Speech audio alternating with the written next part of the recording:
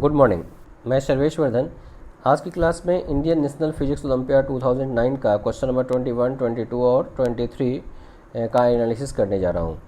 Question number 21 electric field lines पे based है, question number 22 SHM पे बेस्ड है और क्वेश्चन नंबर 23 आप वेरिएबल मास सिस्टम कर सकते हैं या आप मोशन ऑफ सेंटर ऑफ मास कर सकते हैं। इस प्रॉब्लम को हम दो मेथड से डील करेंगे।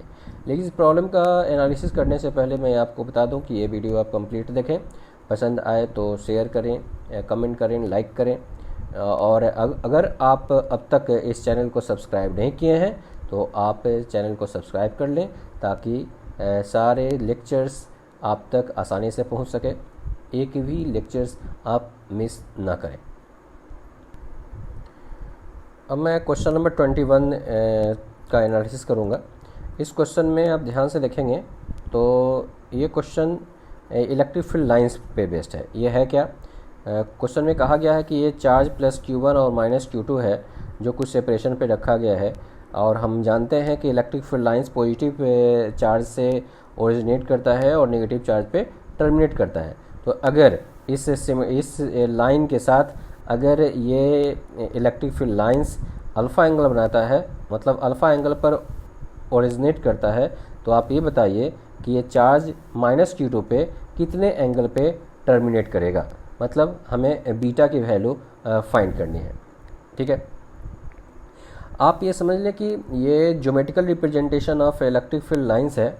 इसमें ये ध्यान रखते हैं कि हम जो इलेक्ट्रिक फील्ड लाइंस जो है वो हम चार्ज के प्रोपोर्शनल कंसीडर करते हैं।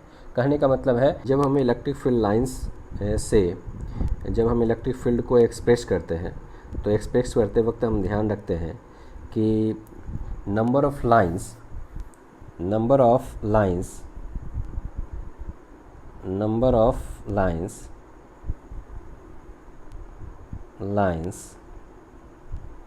originating from positive charge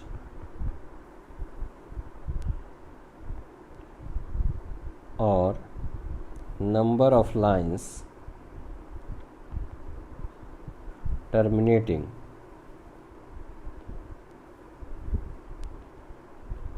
on negative charge is directly proportional to magnitude of charges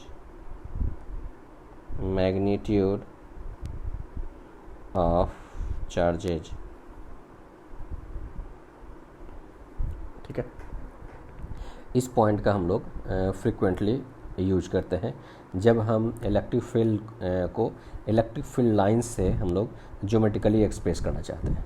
ठीक है, फिगर में जो बाउंड्री है, एक जो ये अल्फ़ा एंगल्स एक अल्फ़ा एंगल पे इलेक्ट्रिक फील्ड लाइन से यहाँ से निकला है जो बीटा एंगल पे टर्मिनेट किया है, हमने क्या किया है कि उतना ही एंगल नीचे एक लाइंस को यहाँ कंसीडर किया है। सिमेट्री है इसलिए ये अल्फ़ा से निकलेगा तो बीटा पे टर्मिनेट करेगा। अब ये जो लूप है, ये इस लूप को हम इस लाइन के अबाउट हम ये घुमा रहे हैं तेज़ी से। तो तेज़ी से घुमाएंगे तो हमें एक शेप मिलेगा और यहाँ पे एक सॉलिड एंगल कंसीडर ये बनेगा जिसका वैल्यू मान लेते हैं ω1 है और यहाँ पे जो सॉलिड एंगल बनेगा उसका वैल्यू हम मान लेते हैं ω2 है। तो हम ये कहना चाह रहे थे कि ये Q1 से जितने लाइन से इस सॉलिड एंगल्स के अंदर से इन करेगा, यहाँ से ओरिजिनेट होगा ये सॉलिड एंगल जो ω1 है, ω1 से जितना लाइंस यहाँ से ओरिजिनेट करेगा वही सब लाइंस इस माइनस Q2 पे टर्मिनेट करेगा। कहने का मतलब है कि जितना लाइंस ये ω1 सॉलिड एंगल से ओरिजिनेट करेगा उतना ही लाइंस इस ω2 सॉलिड एंगल में टर्मिनेट करेगा। ठीक है, तो हम ये फाइंड करना चाहते हैं कि कितने लाइंस इस ω1 से ओरिजिनेट हुआ यहाँ से और ये कितना लाइंस इस सॉलिड एंगल ω2 पे टर्मिनेट हुआ। दोनों के वैल्यू बराबर कर देंगे तो मुझे अल्फ़ा और बीटा में रिलेशन मिल जाएगा। ठीक है, यही हम लोगों को कैलकुलेट करना है। तो हम ये मान लेते हैं, एक ओरिजिन लेते हैं, मतलब एक स्केल लेते हैं कि हम मान लेते हैं, हम पर्सनली ये मान रहे हैं स्केल के रूप में कि हम 1 कूलम चार्ज से हम एक लाइन ओरिजिनेट करवाएंगे। तो कहने का मतलब है कि यहाँ से Q1 चार्ज ओरिजिनेट हुआ, तो Q1 चार्ज जो ओरिजिनेट हुआ वो चारों तरफ हुआ होगा। Q1 चार्ज ये चारों तरफ यहाँ से ओरिजिनेट हुआ होगा। एक मिनट, ये Q1 चार्ज जो है यहाँ से चारों तरफ ओरिजिनेट हुआ होगा। उसमें से कुछ पार्ट जो है ये ω1 सॉलिड एंगल में इन किया होगा, और इस -Q2 पे अगर इसका Q2 की वैल्यू अगर कम है, मैग्नीट्यूड में अगर ये Q2 की वैल्यू कम है तो सारा लाइंस इस पे नहीं आएगा। ये Q2 लाइंस यहाँ से जो ये Q1 से जो Q2 लाइंस निकलेगा वो सब -Q2 चार्ज पे आएगा, और बाकी एक्सेस चार्ज जो है वो इन्फिनिटी पे चला जाएगा। तो इस तरह से हम ज्योमेट्रिकली इलेक्ट्रिक फील्ड को हम इलेक्ट्रिक फील्ड लाइन से एक्सप्रेस करते हैं। तो हम ये कैलकुलेट करना चाह रहे हैं कि हमको ये पता चल गया कि ये Q1 से जो ओरिजिनेट करेगा टोटल लाइंस, वो Q1 से जो टोटल लाइंस अगर ओरिजिनेट करेगा तो उसका अमाउंट Q1 होगा, और Q2 पे जो टोटल लाइंस ये टर्मिनेट करेगा उसकी value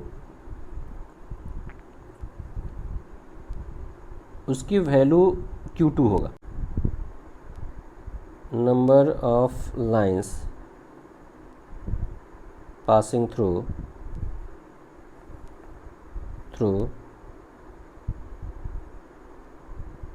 solid angle ω1 is equal to number of lines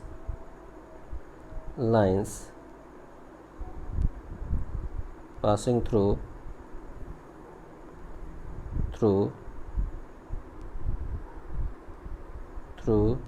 solid angle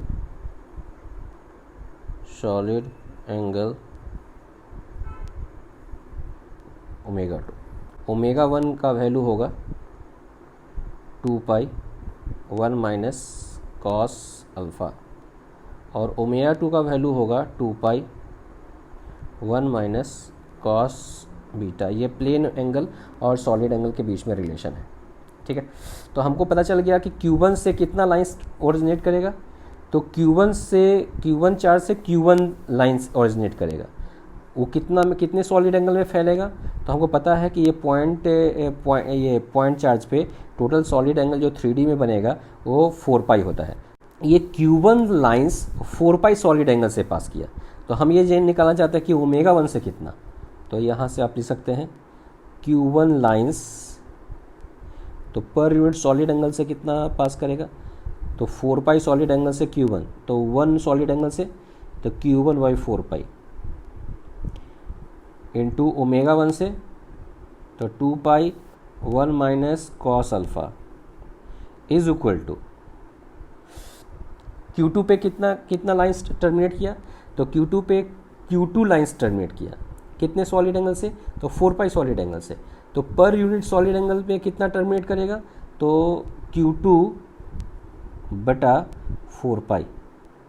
तो ω2 सॉलिड एंगल से कितना टर्मिनेट करेगा, ω2 सॉलिड एंगल में, तो हम इसको ω2 से मल्टीप्लाई कर देंगे।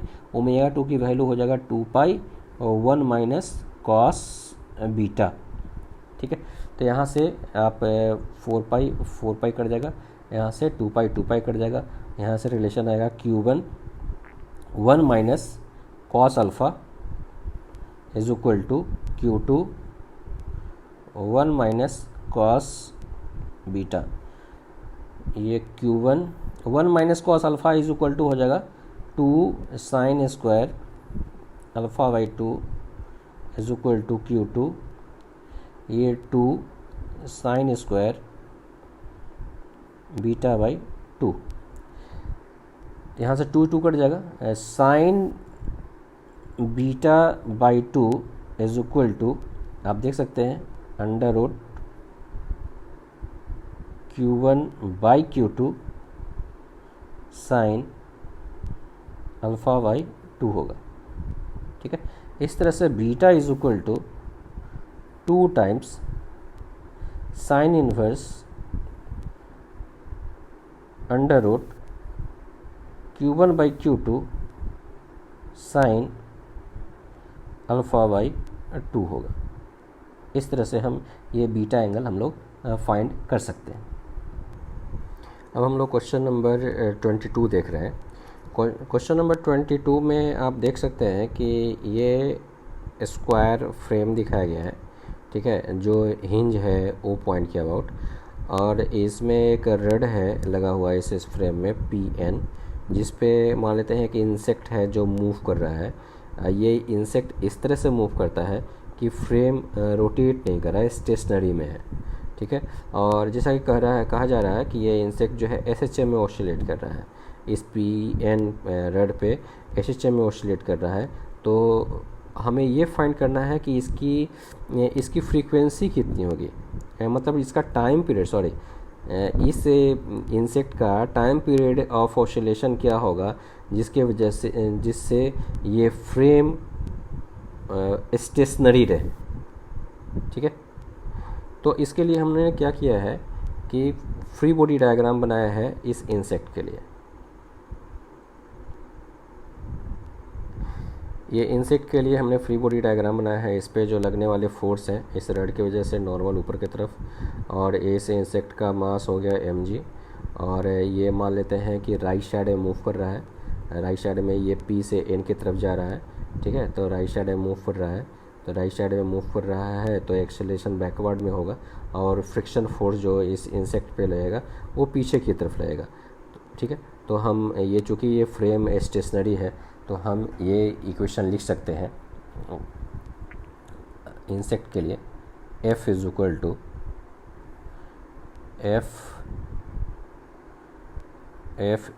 To mass into acceleration, equation number 1।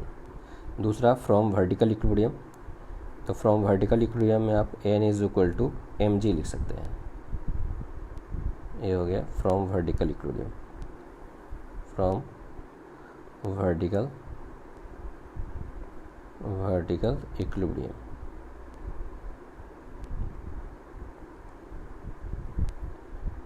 ठीक है। इसी तरह से अब हम फ्रेम का फ्री बॉडी डायग्राम बना रहे हैं। फ्रेम का फ्री बॉडी डायग्राम बनाएंगे तो एक यहाँ पे हिंज पॉइंट है, तो हिंज पॉइंट पे हिंज फोर्स लगेगा, मान लेते हैं FH ऊपर की तरफ लग रहा है। एक पूरे फ्रेम का सेंटर ऑफ मास जो है यहाँ पर, सेंटर ऑफ मास यहाँ पे होगा, इस लोकेशन पे सेंटर ऑफ मास होगा। तो मान लेते हैं इसका जो है ग्रेविटेशन फोर्स ये इस लाइन ऑफ एक्शन की तरफ होगा, mg होगा, ठीक है, mg इस ओर होगा, ठीक है। और ये यहाँ पे इंसेक्ट था तो इंसेक्ट के वजह से इस रड पे जो नॉर्मल रिएक्शन लगेगा डाउनवर्ड डायरेक्शन में, और न्यूटन थर्ड लॉ से इस रड पे फ्रिक्शन फोर्स ये राइट साइड में होगा, ठीक है।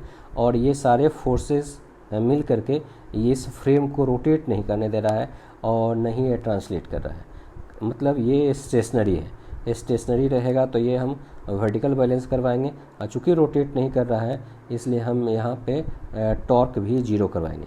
तो ये नेट टॉर्क जो होगा पॉइंट O के अबाउट वो जीरो होना चाहिए। तो इस O के अबाउट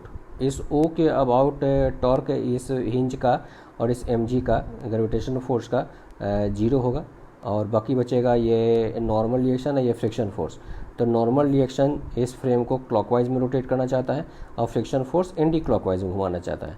तो दोनों की जो टॉर्क की वैल्यू होनी चाहिए इक्वल एंड अपोजिट होना चाहिए ताकि नेट टॉर्क की वैल्यू जीरो हो। तो कितना होगा ये मान लेते हैं ये एंगल हमारा थीटा है,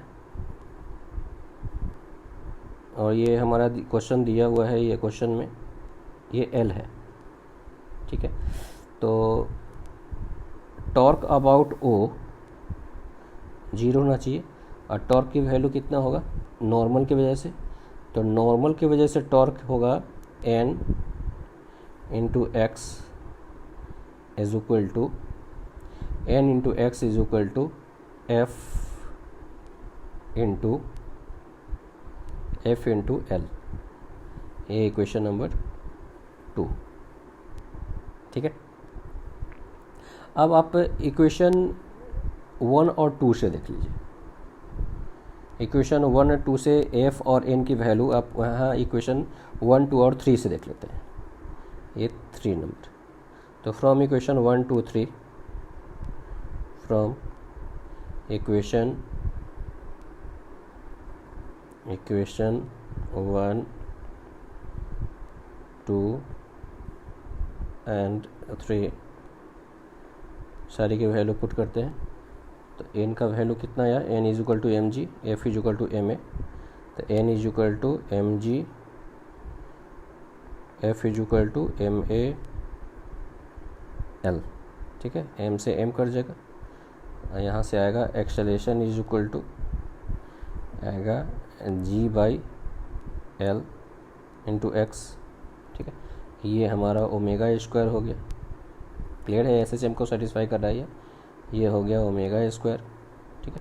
और टाइम पीरियड का वैल्यू कितना होगा, तो टाइम पीरियड का वैल्यू हमारा हो जाएगा T is equal to 2 pi by omega, तो हो गया 2 pi under root L by G. मतलब इस इंसेक्ट जो इस रड पीक्यू पे जो ऑसिलेट करेगा उसका टाइम पीरियड हमारा होना चाहिए 2 pi under root L by g. Question number 223 में दिखाया गया है, क्वेश्चन एक बार पढ़ लेते हैं हम लोग।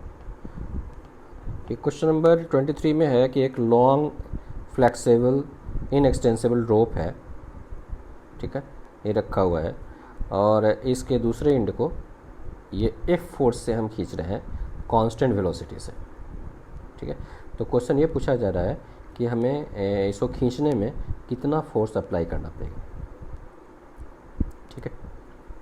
क्वेश्चन समझ गया। इसका सॉल्यूशन देखिए किस तरह, दो तरह से हम इसको सोचते हैं। ये मैंने फिगर बनाया है, टी इक्वल टू 0 पे इस स्ट्रिंग का, इस रोप का इस तरह से शेप है जिसका मास पर यूनिट लेंथ लेमडा दिया हुआ है और इस एंड को वी वेलोसिटी से खींचा जा रहा है, वी वेलोसिटी से। अभी भी वी वेलोसिटी हमेशा कांस्टेंट ही है, ठीक है। तो वी वेलोसिटी इस कांस्टेंट वेलोसिटी से खींचा जा रहा है। तो कांस्टेंट वेलोसिटी से जब हम यहाँ खींचेंगे तो क्वेश्चन पूछा जा रहा है कि कितना फोर्स मुझे अप्लाई करना पड़ेगा। तो हमने ये, तो मान लेते हैं कि ये एंड एक्स लेंथ है, हम यहाँ से खींचे हैं, एक्स लेंथ खींचे होंगे तो ये जो पोर्शन होगा, ये जो पोर्शन है, ये पोर्शन यहाँ से उठ चुका होगा और इस तरफ चला, शिफ्ट हो गया होगा। तो ये पोर्शन ये उठ करके यहाँ से, ये पोर्शन यहाँ से शिफ्ट उठ करके ये इधर की ओर चला गया। जितना यहाँ से इस पोर्शन, इस लाइन से पहले जितना ये लेंथ था वो लेंथ यहाँ से हटा है और इन दोनों लाइंस के बीच में यहाँ सेट हो गया है। कहने का मतलब है कि ये लेंथ और ये पूरा रोप का लेंथ दोनों इक्वल होगा, ठीक है। आप यहाँ से देख सकते हैं कि ये अगर x लेंथ अगर यहाँ से शिफ्ट किए होंगे तो ये पार्ट x/2 होगा और ये पार्ट हमारा x/2 होगा, ठीक है। जो अर्थ सरफेस पे है उसको छोड़ देते हैं हम, ये जो इतना जो पार्ट है उसको सिस्टम मान लेते हैं और हम इसको, इसके एक एंड को एफ फोर्स से यहाँ खींच रहे हैं। तो खींच रहे हैं और हम इस तरह से सोचें कि इसमें से कुछ पार्ट जो इसका है वो इसमें अटैच हो रहा है लगातार, ये लगातार अटैच होते जा रहा है, इधर की ओर ये रोप बढ़ता जा रहा है, ठीक है। तो हम इसको, इसमें हम क्या करते हैं कि लीनियर इम्पल्स मोमेंटम थ्योरम लगाते हैं, अप्लाई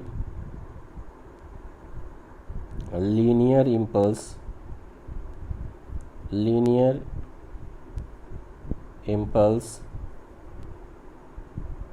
मोमेंटम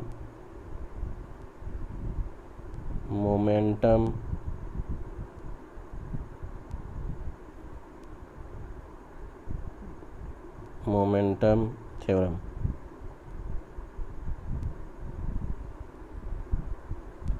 कितना इम्पल्स जनरेट होगा, तो मान लेते हैं t समय लगा है, तो ये जो डिस्प्लेसमेंट होगा वो कितना होगा vt। तो x का वैल्यू हम vt लिख सकते हैं। तो या t समय तक लगा है तो हम इम्पल्स का वैल्यू हो गया f इंटू टी, ठीक है। F t is equal to change in momentum, ये करते हैं। चेंज इन मोमेंटम कितना होगा, तो पहले जो था उतना तो है ही, पहले जितना, ये हम इतना मान लेते हैं सिस्टम माने हैं, इतने पार्ट को इतने पार्ट को हम सिस्टम माने हैं, जो ये अर्थ सरफेस के ऊपर था इतना पार्ट को हम सिस्टम माने हैं, ठीक है। और इसको जब हम एक्स लेंथ खींच चुके तो उस एक्सेस जो लेंथ इस पे आया है, एक्सेस लेंथ की वैल्यू कितना आया, तो एक्सेस लेंथ की वैल्यू जो आया वो xy2 आया, क्योंकि xy2 ही पार्ट यहाँ से उठा है, xy2 पार्ट यहाँ से उठा है और ऊपर आया है। इतना ही पार्ट हमारा ज़मीन पे था जो इसमें अटैच हुआ है, ठीक है। तो कितना लिखेंगे, मास कितना आया, तो मास हमारा आया xy2 into lambda. Final velocity क्या है, तो ये जो पोर्शन ज़मीन पे था तो रेस्ट में था, जब ऊपर वाले पोर्शन से अटैच हुआ, जब ये इतना पोर्शन उठ करके ऊपर वाले पोर्शन में आया तो तुरंत उसकी वेलोसिटी v आ गई। तो ये हो गया मास, ये हो गया v, ठीक है। x के जगह पर vt लिख सकते हैं। तो यहाँ से आ गया हमारा f into t is equal to x के जगह पर vt, तो lambda v square by 2 into t, ये t से t कट जाएगा और हमारा वैल्यू आ जाएगा f is equal to lambda v square by 2। इस तरह से यहाँ कैलकुलेट हो गया। इसका सेकंड मेथड भी हम लोग देख सकते हैं। मैं जानता हूँ कि एफ नेट फोर्स जो किसी सिस्टम पे होता है वो होता है D P system by D T, ठीक है। तो पी सिस्टम को हम कितना लिखते हैं, तो पी सिस्टम को हम लोग लिखते हैं mass M total into velocity of centre of mass by D T, ठीक है। तो वेलोसिटी तो जैसे मान लेते हैं कि ये जो रड है, ये जो रोप है, रोप की वेलोसिटी तो v है, तो अभी सेंटर ऑफ मास अभी मिडिल में होगा तो उसकी वेलोसिटी v होगा। जब इतना बड़ा लेंथ हो गया होगा उसका भी सेंटर ऑफ मास की वेलोसिटी v रहा होगा। इसका मतलब सेंटर ऑफ मास की वेलोसिटी तो चेंज नहीं करेगा। जब हम ऊपर वाले को सिस्टम माने हैं तो सेंटर ऑफ मास की जो वेलोसिटी होगी, स्पीड होगा, वो स्पीड तो चेंज नहीं करेगा, ठीक है। तो सेंटर ऑफ मास का स्पीड चेंज नहीं करेगा, उसकी वेलोसिटी की इसका स्पीड कितना होगा, v होगा। तो क्या चेंज करेगा, तो सिस्टम का मास चेंज करेगा। तो हम यहाँ से कर सकते हैं कि पूरे सिस्टम पर जो फोर्स होगा वो F होगा। तो पूरे सिस्टम पे फोर्स होगा F d m by D t. Velocity constant है सेंटर ऑफ मास का, तो v बाहर कर दिया। अब d m by D t कितना होगा, मतलब एक सेकेंड में कितना मास अटैच हुआ है। v वेलोसिटी से अगर खींचते होंगे तो एक सेकेंड में कितना लेंथ खींचते होंगे, v लेंथ। तो v लेंथ यहाँ से इसकी लंबाई इस पोर्शन से इस पोर्शन तक एक सेकेंड में v लेंथ बढ़ता होगा। और ये v लेंथ बढ़ने के लिए हमें ये पता है कि v/2 लेंथ यहाँ से इस सरफेस को, ये v/2 लेंथ जो रोप होगा वो इस सरफेस को छोड़ता होगा। ये हो गया d m by D t into v हो गया, तो force F is equal to lambda v square by 2। तो इस तरह से हम ये फोर्स कैलकुलेट कर सकते हैं। अगर ये वीडियो आपको अच्छा लगा होगा तो आप अधिक से अधिक अपने दोस्तों में इसे शेयर करें, ठीक है। अगर आपको कोई प्रॉब्लम होगा या कोई सजेशंस होगा तो कमेंट बॉक्स में मुझे भेज दें, ठीक है। और अगर आपने अब तक सब्सक्राइब अगर नहीं किया है तो आप सब्सक्राइब कर लें, ताकि सारे वीडियोज़ हमारे वीडियो लेक्चर्स जो हैं आप तक आसानी से पहुंच सके। Okay, thank you.